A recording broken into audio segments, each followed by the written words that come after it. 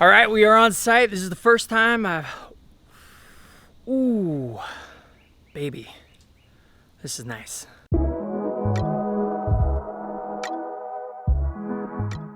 All right, before I show you this entire design, this beautiful install, very simple install, but it pertains to a lot of homeowners. I am sure this is something that you can get tons of value from because it's got lots of little elements that you will want to put into your yard. First, we want to break down the different things that are troubles and problems on how do you attack something like this. So we're going to go over a couple of those. I'm going to give you out some tips, and then I'm going to show you this entire design that you can take with you. And it all starts with the design. If you don't have a design and you just jump into a project, you're asking for frustration and leaving expectations they're not going to match up with whoever you hire to install. So make sure you get a good design. Let's get into it.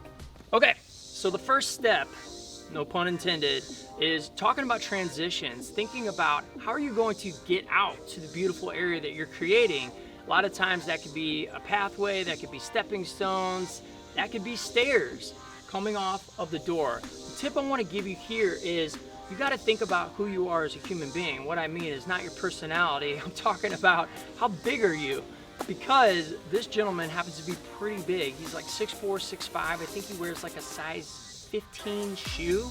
So the landings were incredibly important to him versus your typical block and cap, which might be about a foot landing, which a normal person like myself can put their foot down comfortably and get out to a patio. He's big. So we had to make these 18s for him to step down and not kind of kick off the shoe. One thing that you can do as a design element that I think is really cool is with this patio, which I'm going to show you in like 2 seconds, we did a sailor border of a darker color. So we took that sailor border, which is a 6x9 paver, and we put that in here to extend the landing and bring a little cool design element to it. So now you've got this border, this inlay inside the stair to kind of spruce it up a little bit on top of how you flow out to the patio, which we're going to talk about now. So the next phase of the design that I want to talk about is the patio. What can you do with the patio space that's going to spruce it up, that's going to make it look really cool? One thing you can definitely do is add a seating wall and a fire pit area. It's another destination you can go over, hang out, create those memories with, and just relax. Thing that I think is really cool about a seating wall is it doesn't have to be the standard cap that comes with the block, the modular block that you create.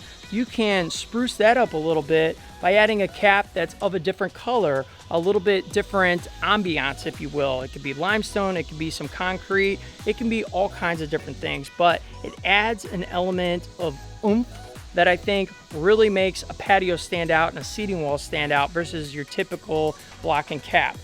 Another thing you can do is look at the actual pavers and the pattern that you're picking out. Do you want that pattern to be linear, so right as you come out of those stairs it's a straight angle, or do you want it to be turned or a herringbone?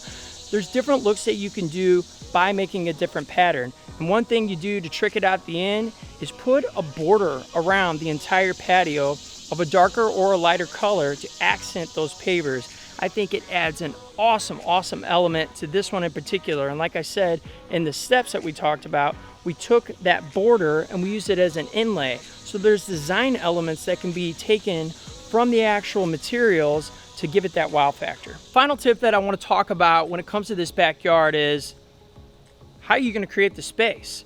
Retaining wall seems to be the ultimate way to do this in this particular case because there was absolutely no room. We're talking about 10 feet, then all of a sudden a hillside started to happen. So we had to cut into the hillside to free up enough space where you can actually enjoy this patio. So think about how big do you really want to make that patio? And here's the tip for you. When you're putting in a retaining wall, typically it's 6 feet and under.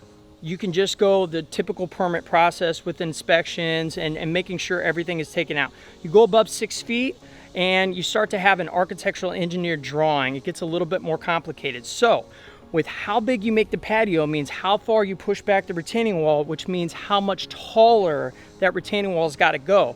So you got to do a little math and figure out, all right, how far can I put this thing back to have enough usable space, but at the same time not have to pull that architecturally engineered drawing if I don't want to do that. So This wall got right at about that 6 feet mark and went down. This patio got to, I think, 22 by 24. Nice, usable, beautiful space. You can have plenty of people over here, entertain, put a table out here. But you gotta think about how much room can you really create before you start having to jump through hoops with the permits and the drawings and all that good stuff. So, take a look at one bonus tip. Last bonus tip I have for you is we decided to trick out the border around here with two different types of gravel. We went with the darker gravel, which complements that sailor border, and then we went with the lighter border or gravel that is just going to add a little bit more interest and play off the colors of the house. So you can pick colors that go with your pavers and you can pick colors that go with your house. Out here they can have lawn chairs, they can put elevated gardens, all kinds of stuff. Now it's time for the final reveal. I'm going to show you this whole entire thing.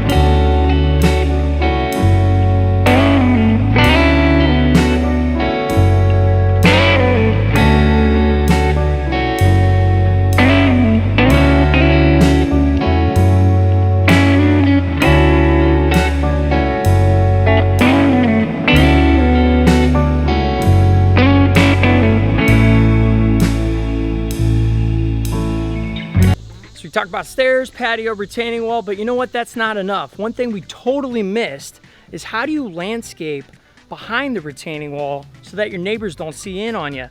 I got a great video that shows you exactly how to do that. Go click on this one and you're gonna pick up some more tips that are gonna help you complete the entire phase. See you on the next one.